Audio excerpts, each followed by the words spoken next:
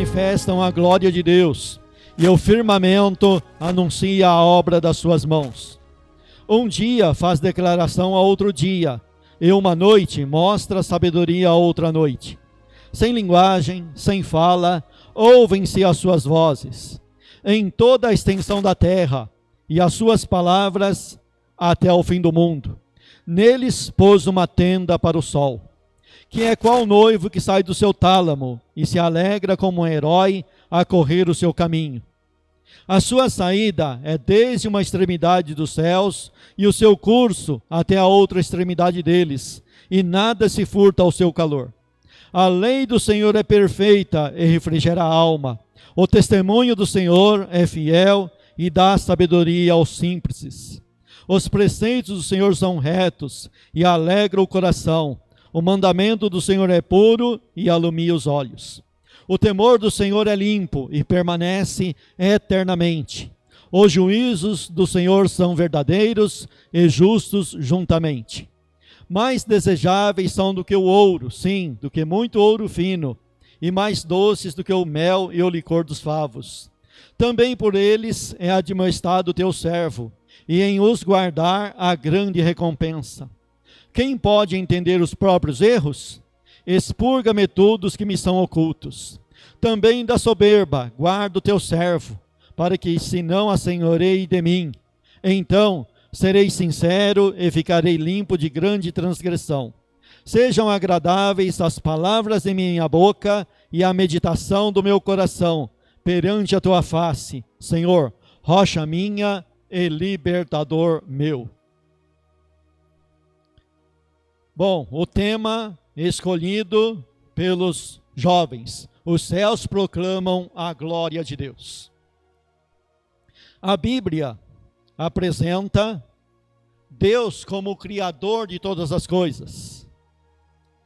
O primeiro livro da Bíblia, Gênesis, já começa com esse tema. Já começa dizendo que Deus, no início, criou o céu e a terra. Ele é o Criador de todas as coisas, de tudo que existe. A natureza é apresentada, então, como criatura de Deus. Tudo que existe, sejam visíveis ou invisíveis, tudo tem uma origem, tudo tem um Criador, e esse Criador é Deus. A natureza nos é apresentada como uma cartilha, aonde o homem deveria olhar para a natureza, ler essa cartilha e chegar a um entendimento, a chegar a um conhecimento, a uma revelação, que por trás de tudo isso existe um dono. Existe alguém que com muito poder, com muita sabedoria, tudo fez de maneira orgânica, com ordem, com decência, e tudo para a glória dele. Tudo que ele fez para a glória dele. Quando você começa então a folhear a Bíblia e buscar esse tema, nós encontramos Deus falando com Jó no capítulo 38 de Jó, e lá Deus começa então a falar de algumas coisas que Deus criou, de algumas coisas que Deus fez.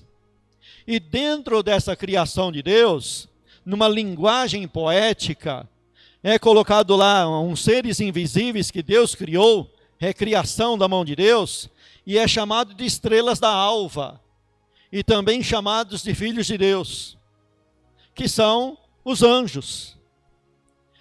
E Deus então fala para Jó que cada fundamento que Deus criava, que cada detalhe que Deus fazia, essa estrela da alva, essas estrelas da alva, esses filhos de Deus que são os anjos, que não têm corpo, que não têm forma corpórea como nós, mas são espíritos criados por Deus, eles então adoravam a Deus com alegria, com júbilo. Eles adoravam a Deus cada coisa que eles viam que eram criadas. Então eles olharam para a cartilha e compreenderam. Eles leram de maneira correta, porque eles leram a criação e adoraram o Criador. Mas a criatura chamada homem não fez dessa maneira. Quando você começa a ler as Escrituras, antes do dilúvio, o maior pecado do homem foi a violência. Depois do dilúvio, então Deus traz o dilúvio sobre a terra, mas de uma maneira milagrosa, Deus então faz com que permaneça a sua criatura. O homem então envereda por um outro caminho, que é o caminho da idolatria.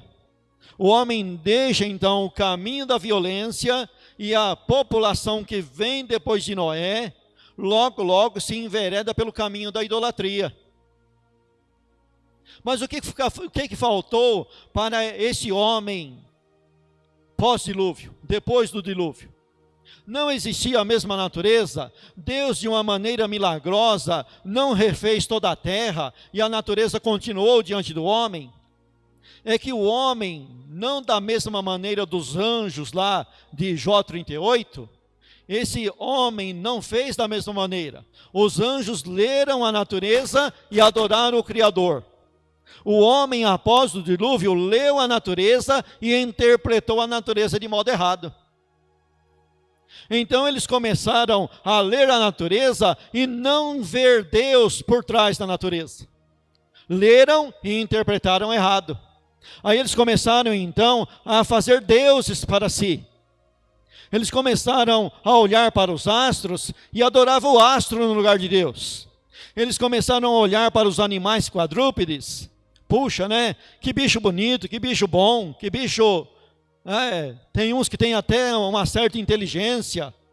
E começaram a adorar esses animais. Começaram a fazer imagens desses animais e se prostrar a essas imagens. Eles começaram a olhar para os luzeiros, para os astros, para as estrelas. E começaram a formar deuses dessas estrelas, desses astros. Então o homem, ele leu e interpretou de maneira errada. E dentro dessa interpretação, então, Deus vai permitir, então, que durante muito tempo as nações vivam dessa maneira. Você vai ver que quando Deus chama Abraão, e Deus manda Abraão sair da sua parentela e do meio do seu povo, ali os pais de Abraão, o povo de Abraão, os progenitores de Abraão, eram um povo idólatra, que adorava ídolos. E isso vai se descambando cada vez mais, e quando você chega no Egito, já o povo de Israel formado dentro do Egito, e esse povo de Israel também adotou deuses do Egito. Eles também adotaram, embora conhecendo o verdadeiro Deus, embora tendo uma herança de Abraão, de Isaac e de Jacó, que tiveram um relacionamento com o único Deus, esse povo de Israel também se dobrou aos ídolos. Não na mesmo grau, mesma altura e mesmo problema sério igual os egípcios, mas eles também adotaram. E quando você encontra Deus falando que vai trazer um juízo sobre os egípcios, ele diz, olha, eu executarei juízo sobre os deuses do Egito. É que para cada área daquele povo, daquela nação, existia um falso Deus para protegê-los. Pensa bem, Deus dava a colheita e era um ídolo que recebia o louvor. Porque eles pegavam o bem de Deus, mas não reconheciam que isso vinha de Deus, que toda essa colheita, que toda essa bênção, que toda essa riqueza vinha de Deus, e eles adoravam então os deuses que eles haviam formado. E Deus então começa a trazer vários juízos, e cada juízo é sobre um Deus que eles haviam formado. Para dizer para eles, olha, o que o Deus de vocês estão fazendo por você agora? Você diz que esse Deus é poderoso, que Ele pode, que Ele faz, que Ele abençoa, que Ele ajuda, mas cadê a proteção deles para vocês agora? Não existe, porque tudo que Deus dá é dEle, é Ele que abençoa, embora outro leve a fama no lugar. Mas é Deus que abençoa. E o homem então precisa se voltar para Deus e ler a natureza de maneira correta e não adorar a natureza. Aqui o salmista ele cita o sol. Mas existiam dentro da antiguidade deuses com o sol, deuses com o nome do sol. O homem olhava para o sol e passava a adorar o sol. O homem olhava para a lua e passava a adorar a lua. E isso você vai encontrar lá em Atos dos Apóstolos também, na época dos apóstolos, quando eles saíram pregar o evangelho, os reinos por onde eles passavam estavam entregues à idolatria. É tanto que quando Paulo chega lá na cidade de Listra, que ele cura um homem leproso, qual foi a interpretação da população daquele lugar? A interpretação da população daquele lugar foi a seguinte interpretação: os deuses se fizeram homens e desceram até o nosso meio. E a Barnabé chamavam de Júpiter e a Paulo chamavam de Mercúrio. Ou seja, dois astros do nosso planeta, do nosso sistema solar, que hoje nós conhecemos por nome, a astronomia deu nome para eles. Naquele tempo já existia os astrônomos, os sábios que estudavam a natureza, mas no entanto eram sábios que se entregavam à idolatria. E quando Paulo então realiza um milagre em nome de Jesus Cristo, eles logo vão correr e agradecer a Júpiter e a Mercúrio, dois planetas, duas estrelas luzentes do céu, que são criaturas da mão de Deus, que não deveriam receber o louvor, mas está sendo direcionado um louvor para eles. Então Paulo, quando vê isso, ele pula para o meio da multidão, rasga as suas vestes e diz: olha, nós somos homens como vocês. Nós somos da mesma natureza, da mesma carne igual a vocês. Não somos uma divindade. Veja bem, veja só, entenda bem. O homem gosta de adorar coisas, objetos. Primeiro adora Júpiter, adora Mercúrio e agora vai adorar Paulo e Barnabé. Mas não é isso que a igreja cristã fez conosco. Não é isso que a igreja que era primitiva, que se tornou católica, apostólica, romana, fez isso com o cristianismo. Levou os cristãos a adorar Pedro, Maria, João Batista e vai por aí afora. Mas Pedro, Paulo e Barnabé deixou bem claro: não adore a nós, adore aquele que fez a natureza. E Paulo, ele não vai condenar a natureza, ele pega a mesma linguagem e traz: olha, Deus entregou vocês a este tipo de idolatria porque vocês não quiseram obedecê-lo, mas agora ele está dando uma segunda chance. Vamos olhar para a natureza, vamos entender e compreender a linguagem da natureza e adorar o Criador da natureza. Não é para vocês darem o sacrifício para Júpiter, para Mercúrio, e muito menos para mim e para o meu companheiro Barnabé. Não somos nós os operadores de milagre, nós somos apenas o canal, nós somos apenas alguém que está trazendo aqui a verdadeira glória de Deus e dizendo para vocês: adore aquele que criou todas as coisas. E com muita dificuldade, eles então fizeram com que o povo não sacrificasse a eles.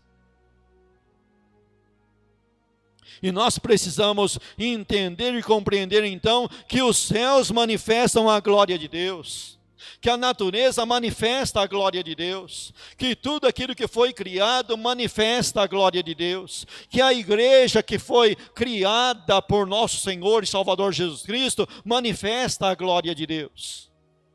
Nós não podemos nos enveredar e andar pelo caminho da idolatria, dando louvores ao pau, à pedra ou a pessoas, cultuando celebridades.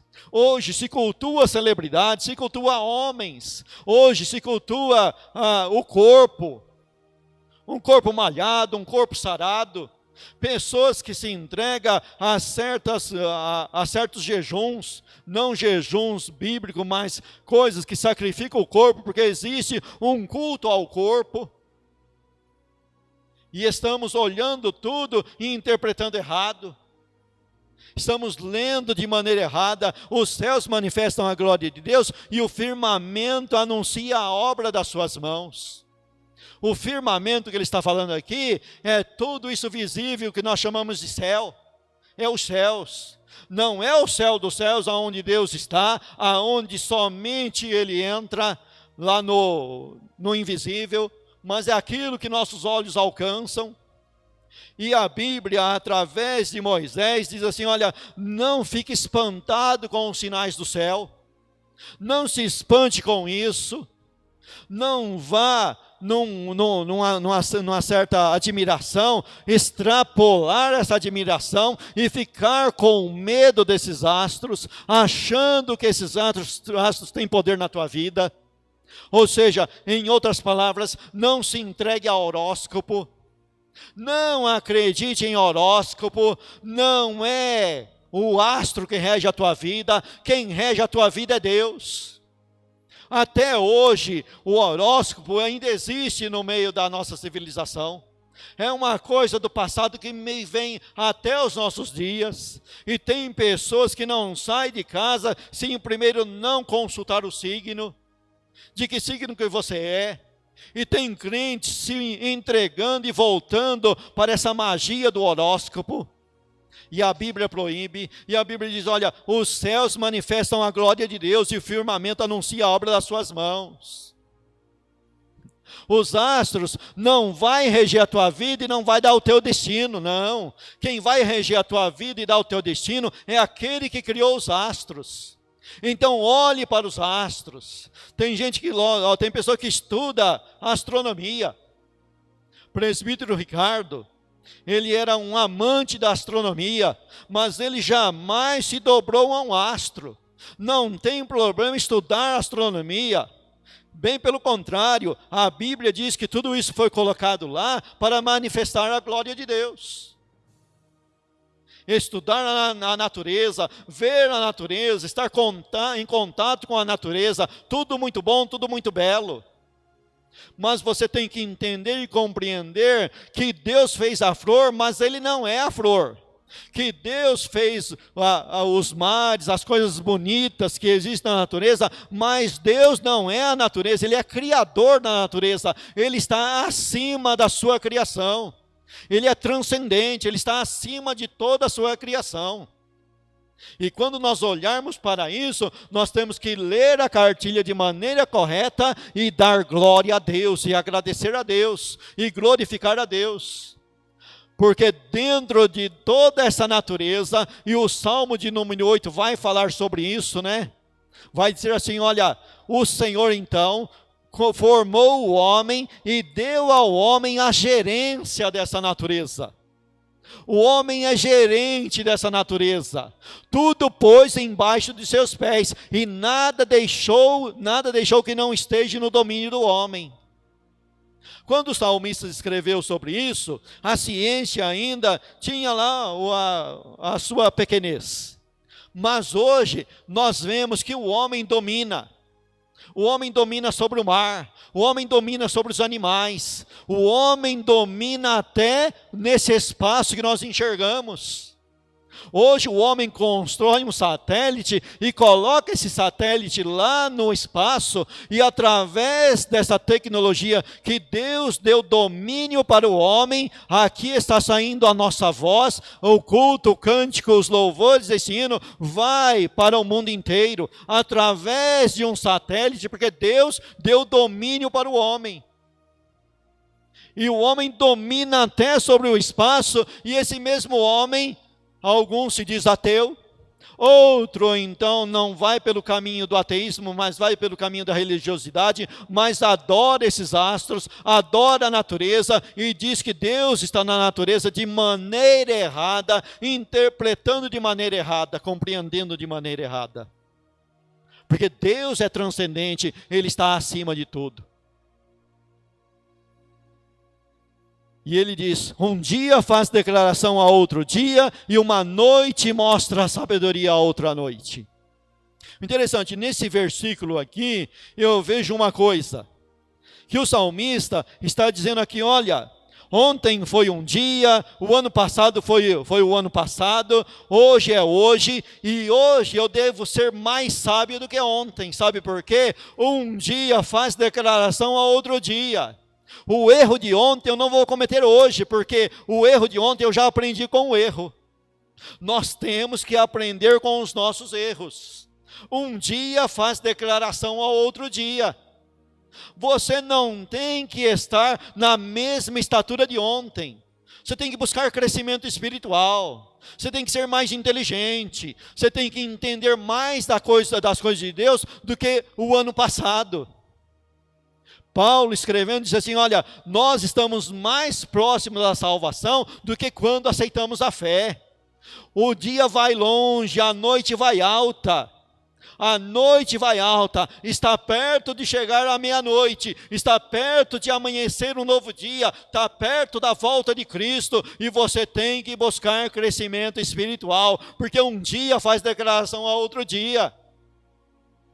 Hoje você já tem que ter sabedoria para ensinar a geração que vem. As irmãs de mais idade têm que adquirir sabedoria para ensinar as mais novas. Os irmãos de mais idade têm que adquirir sabedoria para ensinar os mais novos, porque um dia faz declaração a outro dia, e uma noite mostra sabedoria para a outra noite. E nós assim então vamos crescendo mais e mais até ser dia perfeito. Temos que crescer em Cristo. Temos que melhorar em Cristo, temos que buscar o conhecimento, a compreensão e o entendimento, e compreender, e entender, e saber das coisas. E ele diz, olha, sem linguagem, sem fala, ouvem-se as suas vozes. Então o homem, por mais ignorante que seja, está escrito aqui, também está escrito em Romanos capítulo 1, a partir do versículo 18, que o homem não tem desculpa. Aí está a cartilha. Se ele lê e interpreta errado, o problema é dele e não de Deus. Deus não deixou a si mesmo sem testemunho. Assim disse Paulo, lá no capítulo 14 de Atos dos Apóstolos, para a população que queria prestar sacrifício a eles. Que Deus, embora tendo entregue o mundo inteiro à idolatria, Ele nunca deixou a si mesmo sem testemunho, ou seja, Ele não retirou a natureza continua falando e continua dizendo, existe um Deus, existe um Criador, existe um autor de todas as coisas. Você não é fruto do acaso, você não é fruto da teoria da evolução, você não é uma explosão cósmica, você é criatura da mão de um Deus poderoso e cuidadoso e amante e cheio de amor e cheio de bondade, que criou a natureza e não deixou a natureza ao seu bel prazer, mas até hoje Ele dá manutenção para a natureza. Assim como um relojoeiro que cria o relógio e tem o conserto para o relógio, quando esse relógio parar de funcionar, ele tem a habilidade de ir lá e consertar novamente, porque ele é relojoeiro, ele é criador do relógio. Assim Deus, Ele continua dando corda no mundo, sustentando o mundo, tudo pela palavra do seu poder. Ele criou pela palavra e continua sustentando pela palavra, e vai continuar guardando essa natureza pela sua palavra, até o dia em que Ele volte para levar a igreja com Ele. Ele vai continuar abençoando essa natureza. E nós devemos entender e compreender isso. E aí, depois dessa natureza então, o salmista vai partir então aqui para uma outra parte do seu salmo, onde ele começa então a falar da lei do Senhor. Se Deus se revela de uma maneira na natureza, agora o salmista diz que tem uma revelação maior. Sim, porque se Deus deixasse a gente somente na revelação da natureza, misericórdia de nós. Embora a gente olhe para a natureza e entende e compreende algumas coisas, mas não é uma revelação total. Ainda é uma revelação capenga, ainda falta muita coisa. Tem muita coisa para se perguntar dentro da natureza. Então Deus dá uma segunda revelação. Qual que é essa segunda revelação? a lei de Deus. Então, durante a história de muitos anos, Deus então vai escrevendo, Deus então vai revelando. Ele não traz a revelação da noite para o dia, assim, num piscar de olhos. Ele vai de maneira paulatina, de maneira demorada, dia a dia, revelando os seus mistérios.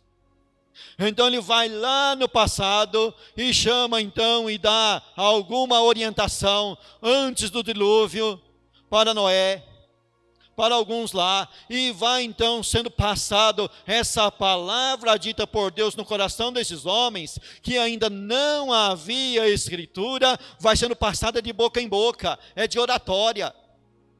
Vem-se então o conhecimento de Deus através de revelação de Deus para homens escolhidos, mulheres escolhidas por Ele, e Deus então mantém esses homens em suas mãos. Nós temos antes do dilúvio Abel, nós temos Noé, nós temos Enoque, nós temos pessoas ali que trouxeram então o conhecimento de Deus para a população da época, através da oratória, através do discurso, e uma geração passando para outra geração. E vem então Abraão, e Deus fala com Abraão, e Deus chama Abraão, e Deus dá uma mensagem para Abraão, e Deus dá uma visão para Abraão, e tira Abraão do meio do seu povo e leva para um lugar. É Deus escrevendo a história da salvação. Os teólogos chamam isso de história da redenção. E vai então começando a não ser escrita por mão, mas passando de oratória em oratória. E vem Isaac, e vem Jacó, e vem os patriarcas, até chegar em Moisés. Moisés, então, é o primeiro que empreende a colocar em escritura. E graças a Deus por isso, que Deus então agora resolve escrever um livro. Era passado de boca em boca, mas agora vem um registro. E é esse registro que o salmista está se referindo. Então Deus levanta vários homens e mulheres e começa a escrever a sua lei. E dá para Moisés a maior parte da sua lei. Depois de Moisés vem os profetas, e os profetas então falam, tendo como base a lei de Moisés, e traz mais revelação. E é essa revelação que ele está falando aqui, ó. A lei do Senhor é perfeita. Se a natureza é perfeita, a lei do Senhor também é perfeita, e ela é melhor do que a natureza, porque ela fala de maneira mais clara. Ela começa então a colocar pingo nos is, ela começa a colocar vírgulas, ela começa a falar dentro de uma linguagem, e essa linguagem não vai ser mais passada de boca em boca, mas ela vai ser colocada em um livro, e você pode consultar ela. Eu falo, você vai lá e consulta para ver se é verdade. Alguém prega e você vai lá e vê se é verdade. Você tem essa lei na mão. E o salmista diz que essa lei é perfeita. Não existe erro nela. Nós temos que defender que a Bíblia, ela é inerrável. Ela não tem erros, ela não contém erros. Embora dada por homens, embora Deus tendo dado para homens, mas Deus que inspirou através do seu Espírito e colocou no coração do homem e mandou ele escrever essa lei. Então essa lei, ao mesmo tempo que nós dizemos que ela é de Moisés, ao mesmo tempo nós dizemos que ela é de Deus. Porque Moisés foi inspirado por Deus. E aqui o salmista diz, essa lei é perfeita. Não existe erro nela, você pode se entregar a ela, que ela não contém erros. Mas vai acontecer com a população a mesma coisa que aconteceu com o povo que olha para a natureza? Vai. O povo olhou para a natureza e interpretou errado. Pessoas olham para as Escrituras e interpretam ela errada. Precisamos da luz do Espírito Santo, precisamos que Deus nos guie, nos dê luz para compreender as Escrituras, para saber as Escrituras. E isso não é privilégio de A e B, é privilégio de quem serve a Deus. Não é eu que detenho um nome, um título, eu que estudei, que fiz um curso, não sou eu o detentor disso. Existem pessoas que lê lá que em João Batista, lá, João Batista dizendo, olha, eu vi o Espírito Santo como pomba repousando sobre Cristo.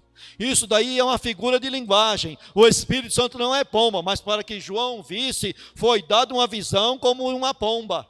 E tem gente que lê isso aí, então fala, opa, o Espírito Santo é uma pomba, então eu vou prender ela numa gaiola aqui, e está todo mundo preso a mim. Se alguém não me ouvir, não está ouvindo Deus.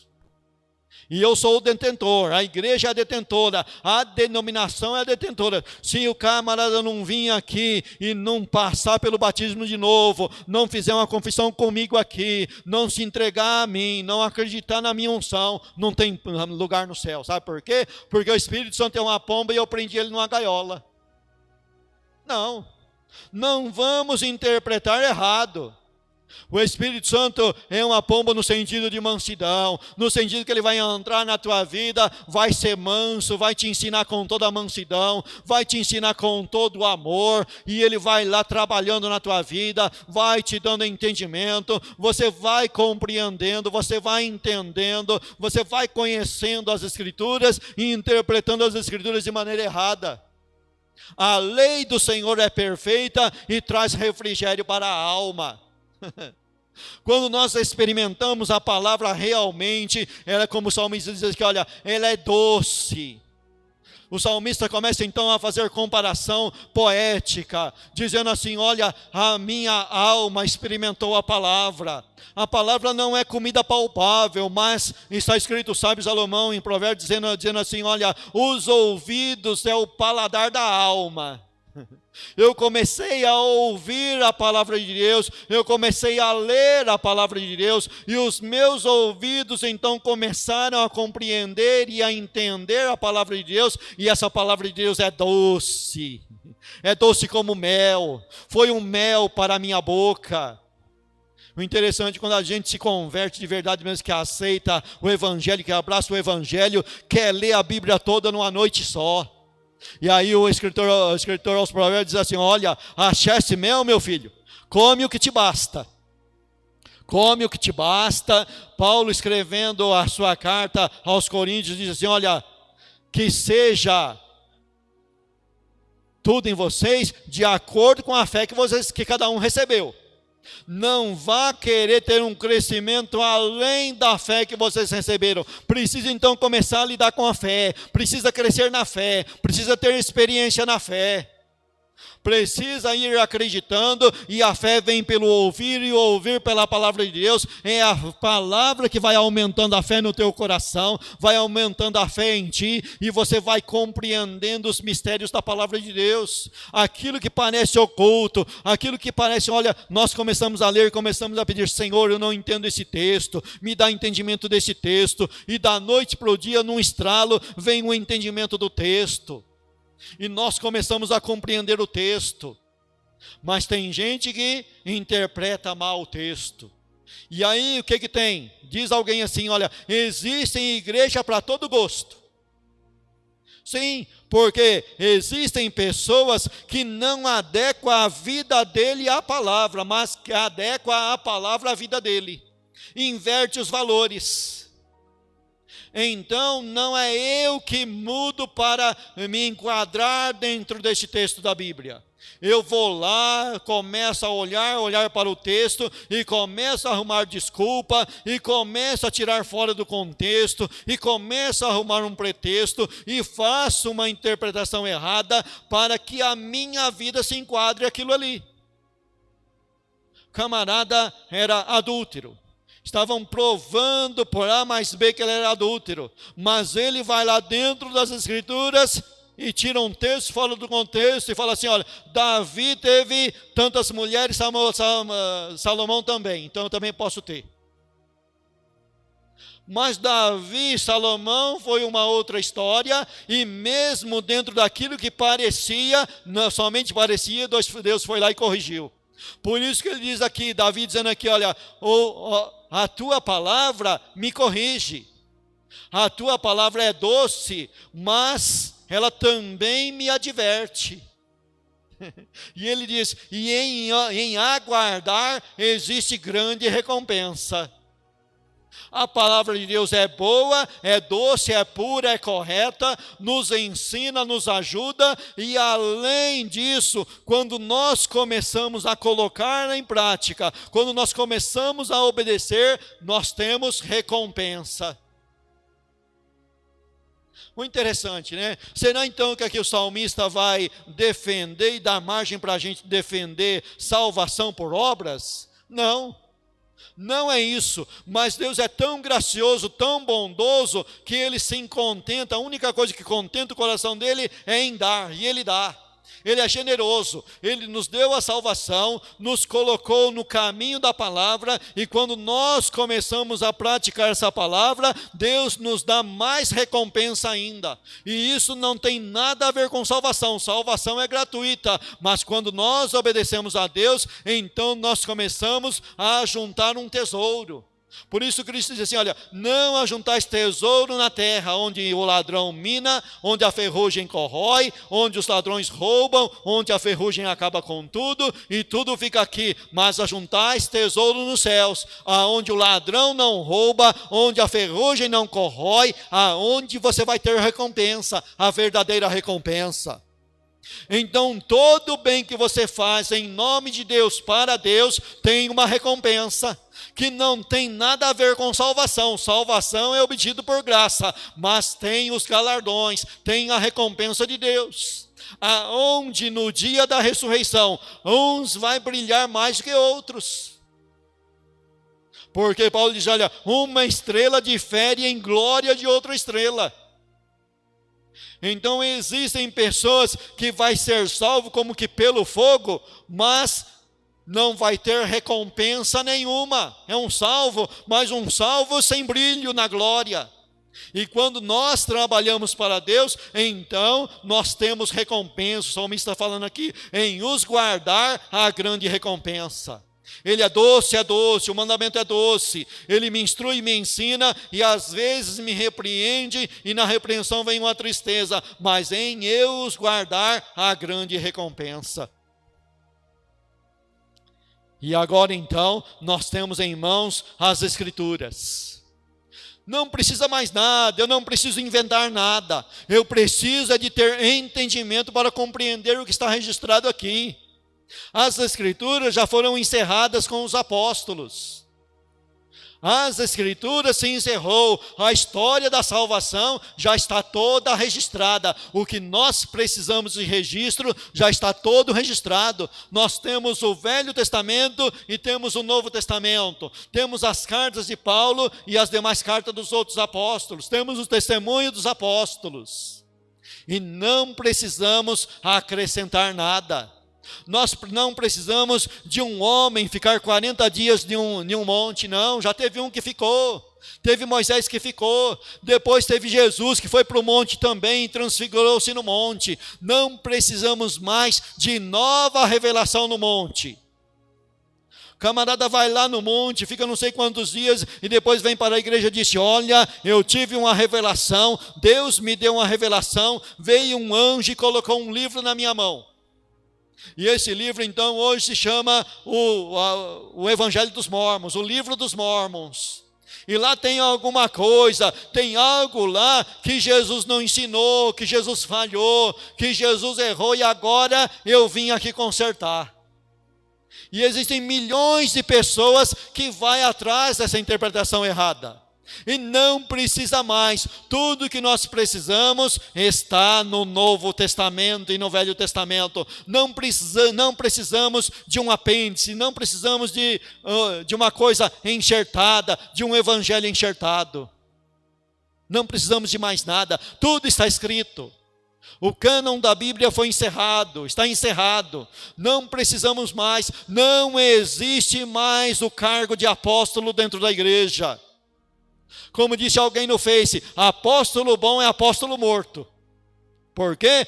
Porque os 12 apóstolos de Cristo já morreram lá antes do ano 100 da era atual. Eles morreram lá. Você não precisa mais de apóstolo nenhum, só desses 12. Nem Judas está no meio dos 12, entrou um outro lá no lugar dele. Então apóstolo bom é apóstolo morto. e enche a igreja de apóstolos, novos apóstolos. E Jesus falando lá com a igreja de Éfeso: olha, eu tenho uma coisa para te elogiar. Você achou que os apóstolos de hoje são mentirosos? Porque naquele tempo já tinha um monte. Fora os 12 já tinha um monte. Fora Paulo e Barnabé, que a Bíblia cita, já tinha um monte lá perturbando a vida da igreja quando ela engatinhava ainda. Mas o pastor de Éfeso e outros pastores lá de outras igrejas ficaram de orelha em pé: opa, tem alguma coisa errada aí, vamos fazer uma prova. Vamos fazer uma prova. Nem tudo que faz barulho, nem tudo que brilha é ouro, nem tudo que faz barulho é realmente bênção. Lata vazia também faz barulho, faz mais barulho do que a cheia. Não vai por aí, não é porque pulou e gritou, não é porque se fingiu que estava cheio do Espírito Santo e enrolou a língua, não é nada disso aí não. Falou língua estranha, tem o dom espiritual, tem, está escrito, a gente não pode anular isso, mas cuidado, provai se os Espíritos são de Deus, veja a revelação e olhe se ela não contradiz as Escrituras, não vá interpretar a Escritura errada, de maneira errada. E aí, por fim, então, depois das Escrituras, vem as Escrituras, mas a maior revelação de Deus se chama Jesus Cristo. Hebreus capítulo 1. Havendo Deus antigamente falado, muitas vezes e de várias maneiras, aos profetas e pelos patriarcas, a nós, nesses últimos dias, nos falou através do Filho. Jesus Cristo é a maior revelação de Deus, ao ponto de o apóstolo João, escrever no seu Evangelho, capítulo 1, dizendo assim, que ele é o verbo, que ele é a palavra. Jesus é a palavra escrita e agora manifesta em pessoa. E nós então temos comunhão com esse Cristo, temos que conhecer esse Cristo, como Paulo disse, olha, eu cumpro no meu corpo o resto das aflições de Cristo e quero através dessas aflições ter mais comunhão com Cristo. Então se eu tenho uma fraqueza, se eu sou fraco, vou me gloriar nessa fraqueza, porque essa fraqueza vai me levar de encontro a Cristo, essa doença que Ele colocou em mim vai me levar de encontro a Ele, porque a mim basta a graça dEle, e essa graça então me leva a conhecê-lo, e eu tenho vontade e desejo de conhecê-lo. Estou morrendo de amor por Cristo, eu tenho um amor grandioso por Cristo, e eu dentro desse amor, eu tenho então um relacionamento com Cristo, eu quero mais de Cristo, eu quero respirar Cristo, eu quero viver Cristo, eu quero conhecer Cristo, eu quero que Cristo habite em mim, não vivo eu, mas Cristo vive em mim. É o grande amor por Cristo, viver Cristo, vivenciar Cristo, ter Cristo na vida. E agora então nós andamos com Cristo. Cristo é a maior revelação de Deus, Cristo é o maior ensinamento de Deus, e eu vou conhecer Cristo onde? Primeiramente dentro das Escrituras, em segundo lugar, tendo um relacionamento com Ele. Como que eu me relaciono com Cristo? Obedecendo os seus mandamentos. Quando Ele diz assim, olha, eu e o Pai viremos para vocês e faremos em vós morada, fizeram uma pergunta para Ele, mas de onde vai vir tu? E de que maneira que vai fazer se mostrar a nós e não ao mundo? É porque aquele que me ama guarda a minha palavra, e eu e o Pai então viremos e faremos nele morada. Então não é o mundo que recebe Cristo, não é o mundo que Cristo vem habitar, é eu e você que obedecemos a palavra dele. Então quanto mais eu e você obedecemos o seu mandamento, colocamos o seu mandamento em prática, mais Deus, através do Espírito Santo e de Cristo, habita em nosso coração. Então se vestir de Cristo é estar obedecendo os seus mandamentos. Aquela linguagem peculiar de Paulo, onde ele fala assim, olha,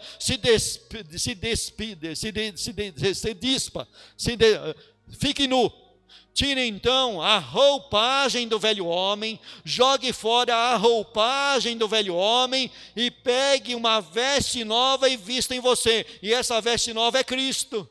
Se revista de Cristo, se vista de Cristo. E isso você faz obedecendo os seus mandamentos. Tendo contato com os seus mandamentos, conhecendo a vontade dEle. Existem peculiaridades dentro da vontade de Cristo que é para você. Existem trabalhos específicos que é para você. Existem coisas que é para você. Existem coisas que Cristo pede na tua vida que é para você. Naquele tempo que a igreja ensinava uso e costume de maneira exagerada, aonde se era proibido usar calça jeans, alguns lembram desse tempo, e se pegava então um testemunho de uma pessoa que se converteu e Deus mandou ele pôr fogo nas calças jeans. E em certo ponto eu acredito nisso, eu creio nisso também, mas isso não é uma doutrina para todos, porque se para aquele elemento a calça jeans era um Deus, Deus vai mandar então jogar o Deus fora. Mas isso, uma experiência tua, não é uma experiência de todos. Algo que Deus pede particular na tua vida, não é pedido para todos. Por quê? Porque aquilo era um Deus na tua vida, então Deus manda jogar fora mesmo. Mas isso não deve se transformar em doutrina para a igreja. Lembra do tempo que se dizia assim, hoje vai ter culto de doutrina, e você coçava a cabeça e falava, misericórdia, vai bater nas irmãs, que não pode rapar a perna, que não pode fazer a sobrancelha, vai bater nos irmãos que não pode, que não pode usar bigode. Era tudo exagero. Doutrinas de homens. Mas se existia algo para alguém nesse particular, então é uma experiência dele com Deus, não é uma doutrina para toda a igreja. Doutrina para a igreja é aquilo que já está escrito aqui nas Escrituras. Aonde você aprende a doutrina de Deus, a verdadeira doutrina, e vai jogando fora doutrinas de homens.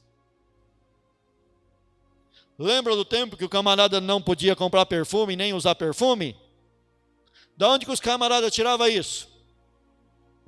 Lendo um texto da Bíblia e tirando fora do contexto.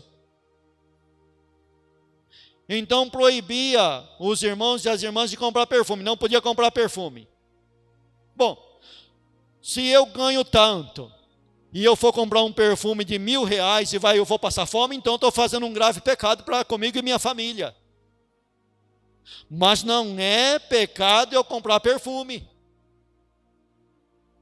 E enchia então a igreja, o meio pentecostal, se enchia de doutrinas de homens, um texto tirado fora do contexto. Li Isaías, lá Isaías falava, opa, está escrito lá, olha, no lugar das caixinhas de perfume eu vou trazer mau cheiro. Mas por quê? Porque o povo de Israel estava entregue à idolatria, adorando ídolos mudos. Então, Deus ia fazer com que no lugar do perfume tivesse mau cheiro.